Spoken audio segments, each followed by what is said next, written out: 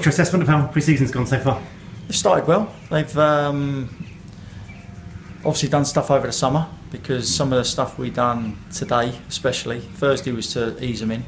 Today was very hard, and they all cope with it very well. So it's like every player now, Matt. They go away and they do their own bits in the off season and leading up to pre-season. A lot of them, there's a lot of people doing special sessions and stuff. A lot of them go and do them. So they don't really get a break, not a major break, which I find can be a bit damaging. But listen, they look good, they look sharp, they look strong. Each do their pre-season their own, you know. We incorporate the ball as well as the running, so they get the best of both worlds. And they've all taken to it very well. I think previously, I'm sure, perhaps when you were a player, you'd be back for a week's worth of training before you'd even see football, wouldn't you?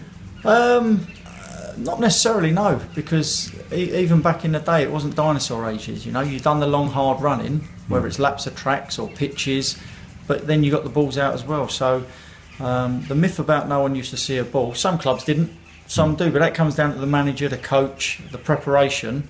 No one's right, no one's wrong. That's why coaches in this day and age are, should I say, different, because they've got their own ideas. And if you all read from one manual and were stereotyped, then it wouldn't be a special game that we're playing.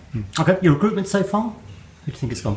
It's been difficult, not necessarily with the players that I've signed, because I wouldn't say they were straightforward, but they weren't as hard as some of the others I've tried to get, and they've slipped through the net. But then again, you look at players that you've signed, they obviously they want to be here, and they've gone with the offer that we've given them. They know what our structure is, they know how we do things, and they've agreed to join us. So I'm very pleased so far in what we've got and what we've brought into the squad, and I'm sure they'll enhance what we already kept from last year. Okay, 3 have been announced already, but there is some more news. Yes.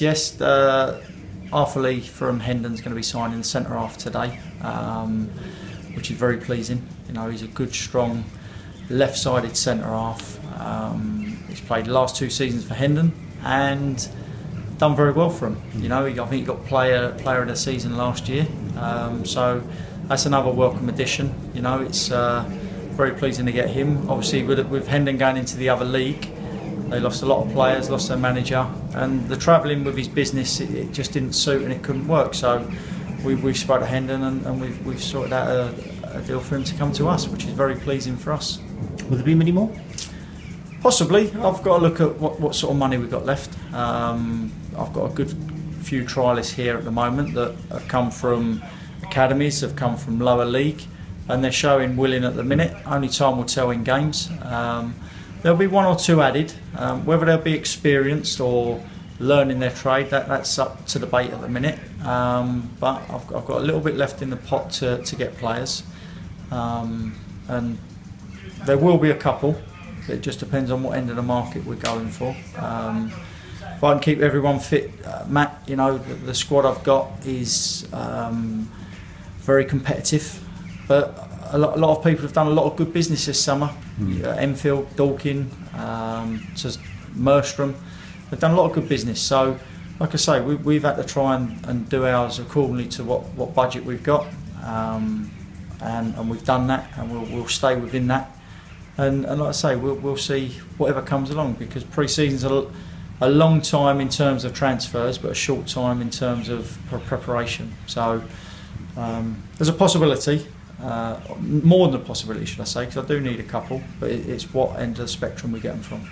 The price you've missed out on, is it largely that we weren't able to offer enough money, or are there other reasons? Does the pound talk more these days? I can't say it is down to money, because I don't know what they've been offered. I know what I offered them. I know that it was a decent deal.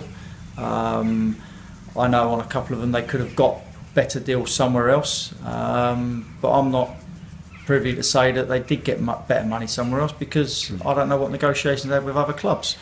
All I will say is that they decided not to come to us, not anything against the club.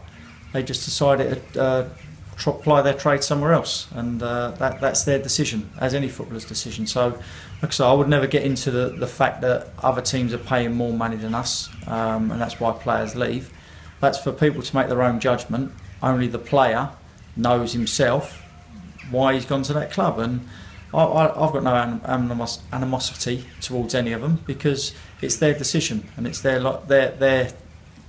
sort of like semi-pro career, if you like, going forward. And we'll come up against a few of them, which would be nice. And like I say, only time will tell whether their decision's right or our decision's right. You know, so looking forward to the season ahead. Obviously, we had a blow that one of the players you signed couldn't go through with the move, John Newble, and has left. Yeah, again, that was another one, and I've seen a lot. There's a lot of speculation about different things, like I say. And what happened? He told me that he was moving to St Albans with work. To get from St Albans to Tonbridge Angels on a Tuesday night would take a minimum of an hour and 45 minutes. And I believe to get to Haringey it takes 35 minutes. So it's a no-brainer. Now, if that's the case and that's the truth, I've got no reason to disbelieve him, and I would never do that, because, again, I don't know the circumstances. I go on face value what people tell me. That was his reasons, and obviously that's why he ended up not or going to somewhere else rather than coming to us. And again, like I say, I've got nothing against any player that decides to do something different. You know, we look elsewhere, we move on. But it was location, it's what he told me, it's what I put out there as well. And like I say, if you look at the journey time, I wouldn't want a player sitting in a car for 2 hours to come for an hour and a half session and the same amount of time to get here for a game. So like I say, that was a decision made on that, and good luck to him. You know, I don't hold nothing against him. You've got to take into consideration we're part-time football club, as everyone else is. Full-time jobs take priority, because at the end of the day that's what pays your bills, your mortgages, keeps your family when you're working 9 to 5. Football, you get paid for it, it's a bonus, it's a nice bonus, but again it's not your full-time occupation, so you've got to be adaptable, and unfortunately with that job he obviously couldn't be, so that's why he didn't come. So quick word on the signings we have made. Obviously Folksy comes back, we all know about Folksy, and then Alex Reid and Gerard Small, again, like I say, comes with a double act from home. Yeah, well James's circumstances changed, you know, from where he lived to Grays was at Averley, so it was on the doorstep. Circumstances change, and like I say, I like James, I've always liked him, I brought him to the club to start with, and he gives us something extra. And there's competition right back now with Liam and Folksy, or even at left back as well with Parts, because you've got 3 of them that can play in all them positions. So it's good to have him back. He's a character, we know what he's all about, the fans like him, but James is James, you know, he's very good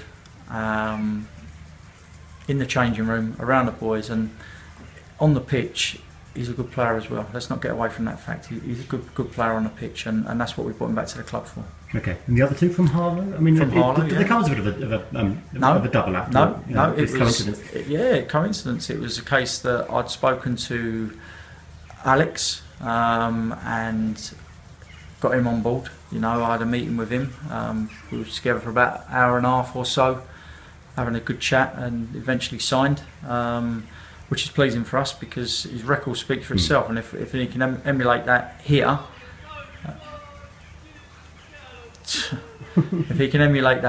then like I say, we've got a striker on our hands, because he does know where the goal is. And then a week or 2 later, obviously, Smalley come available, Harlow hadn't really spoken to him, I don't think.